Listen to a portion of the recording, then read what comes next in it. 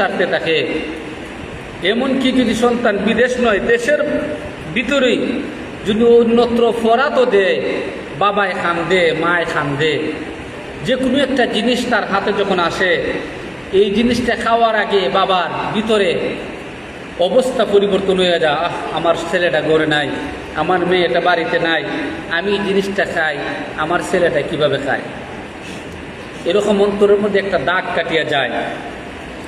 হযরত ইব্রাহিম আলাইহিস সালাতু ওয়াস সালাম স্বপ্নে দেখলেন যে ছেলেরে কুরবানি করতেছেন। আবার ছেলের কাছে গিয়া বললেন যে বাবা, এই ব্যাপারে তোমার অভিমত কি? ছেলেও কইল, ইফআল, আপনারে যে কথা কইছে এটা করেন, আপনি করে নিন। সাতাজিদুন ইনশাআল্লাহু মিনাস সাবিরিন। বাবাজি, আব্বাজি, আমারে পাইবেন, ধৈর্যশীলদের মধ্য থেকে একজন আমারে পাইবেন।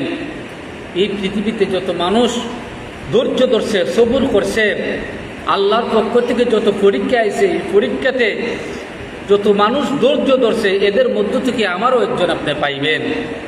এর মানে আপনারে আগুনের মধ্যে নিক্ষেপ করা হয়েছিল, আপনি যে এরকমভাবে ধৈর্য ধারণ করেছিলেন, সহ্য করেছিলেন, ঠিক তদ্রূপভাবে আমার গলা খাটা হবে, আমিও এইরকম একটা পরীক্ষায় অবতীর্ণ। সুনিশ্চিত একটা মানুষ যদি আগুনের মধ্যে ঝাঁপ দেয়, তার মরাটা সুনিশ্চিত না, না অনিশ্চিত? সুনিশ্চিত। তাহলে গলার মধ্যে যদি ছুরি লাগায়, এই মরাটা এটা সুনিশ্চিত না অনিশ্চিত? একবারে সুনিশ্চিত না। আপনার গলার মধ্যে কেউ যদি ছুরিটা ঘষায়, তে মনে হয় আপনি নিশ্চিত বাঁচবেন। বাঁচার কোনো সম্ভাবনা আছে? বাঁচার কোনো সম্ভাবনা নাই। আপনারা বুঝেন না কথা?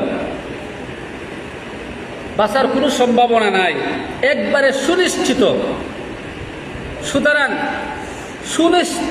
সুনিশ্চিত জেনেও নিজেকে তিনি প্রস্তুত করলেন। বাবাকে বললেন, যা বাতি ফাল মা তুমার সাতাজিদুনি ইনশাআল্লাহু মিনাস সাবিরিন। বাবা, স্বপ্নে যুগে আপনাকে যা বলা হয়েছে তাই আপনি করেন। আপনি যে বলেছেন আযবাহুকা, আমি তোমারে জবাই করতেছি, আমি দেখছি, আন্নী আযবাহুকা, আমি দেখছি তোমারে জবাই করি, আমি দেখছি তোমারে জবাই করি, অর্থাৎ তোমারে আমি এই দুনিয়া সারা করে দিচ্ছি, তোমারে এই দুনিয়ার আলো বাতাস থেকে আমি মুক্ত করে দিচ্ছি, এইরকম আমি একটা স্বপ্নে দেখছি। সুতরাং তোমার অভিমত কি? তুমি কি